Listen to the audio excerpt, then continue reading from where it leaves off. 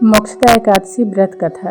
युधिष्ठिर बोले, देवेश्वर, माघ शीर्ष मास के शुक्ल पक्ष में कौन सी एकादशी होती है, उसकी क्या विधि है तथा उसमें किस देवता का पूजन किया जाता है, ये बताइए। श्री कृष्ण ने कहा, हे धर्मराज, माघ शीर्ष मास के शुक्ल पक्ष की एकादशी का वर्णन करूंगा, जिसके श्रवण मात्र से वाजपेय यज्ञ का फल मिलता है। उसका नाम मोक्षदा एकादशी है, जो सब पापों का अपहरण करने वाली है। राजन, उस दिन यत्न पूर्वक तुलसी की मंजरी तथा धूप दीप आदि से भगवान दामोदर का पूजन करना चाहिए। मोक्षदा एकादशी बड़े बड़े पापों का नाश करने वाली है।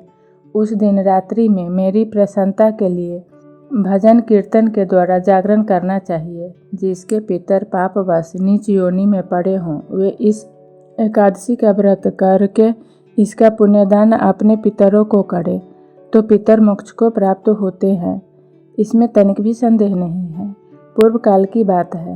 वैष्णवों से विभूषित परम रमणीय चंपक नगर में बैखानस नाम का राजा रहते थे। वे अपनी प्रजा का पुत्र की भांति पालन करते थे। इस प्रकार राज्य करते हुए राजा ने एक दिन रात को स्वप्न में अपने पितरों को नीच योनि में पड़ा हुआ देख उन सबको इस अवस्था में देखकर राजा के मन में बड़ा विस्मय हुआ और प्रातःकाल ब्राह्मणों से उन्होंने उस स्वप्न का सारा हाल कह सुनाया। राजा बोले, ब्राह्मणों, मैंने अपने पितरों को नरक में गिरा हुआ देखा है। वे बारंबार रोते हुए मुझसे यूँ कह रहे थे कि तुम हमारे वंशज हो, इसलिए इस नरक समुद्र से हम लोगों का उद्धार करो। द्विजवरों, इस रूप में मुझे पितरों के दर्शन हुए हैं, इससे मुझे चैन नहीं मिलता। क्या करूं, कहाँ जाऊं? मेरा हृदय रुंधा जा रहा है। वह व्रत तप योग जिसमें मेरे पूर्वज तत्काल नरक से छुटकारा पा जाए, बताने की कृपा करे।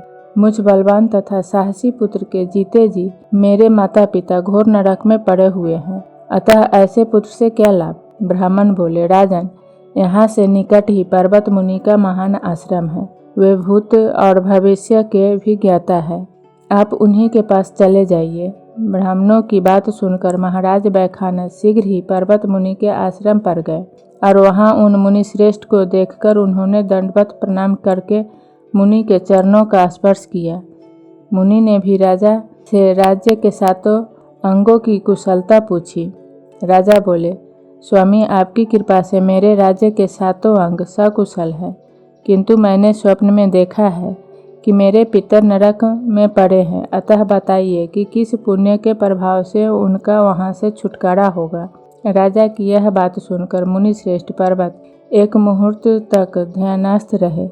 इसके बाद वे राजा से बोले, महाराज, अघन मास के शुक्ल पक्ष में जो मोक्षदा नाम की एकादशी होती है, तुम सब लोग उसका व्रत करो और उसका पुण्य पितरों को दे डालो। उस पुण्य के प्रभाव से उनका नरक से उद्धार हो जाएगा। भगवान श्री कृष्ण कहते हैं, युधिष्ठिर, मुनि की यह बात सुनकर राजा पुनः अपने घर लौट आए। सब उत्तम माघ शीर्ष मास आया। तब राजा बैखानस ने मुनि के कथनानुसार मोक्षदा एकादशी का व्रत करके उसका पुण्य समस्त पितरों सहित पिता को दे दिया। पुण्य देते ही क्षण भर में आकाश से फूलों की वर्षा होने लगी। बैखानस के पिता पितरों सहित नरक से छुटकारा पा गए और आकाश में आकर राजा के प्रति यह पवित्र वचन बोले, बेटा, तुम्हारा कल्याण हो। यह कहकर वे स्वर्ग में चले गए। राजन, जो इस प्रकार कल्याणमयी मोक्षदा एकादशी का व्रत करता है, उसके पाप नष्ट हो जाते हैं और मरने के बाद वह मोक्ष प्राप्त कर लेता है। यह मोक्ष देने वाली मोक्षदा एकादशी मनुष्यों के लिए चिंतामणि के समान समस्त कामनाओं को पूर्ण करने वाली है। इस महात्म्य के पढ़ने और सुनने से वाजपेय यज्ञ का फल मिलता है।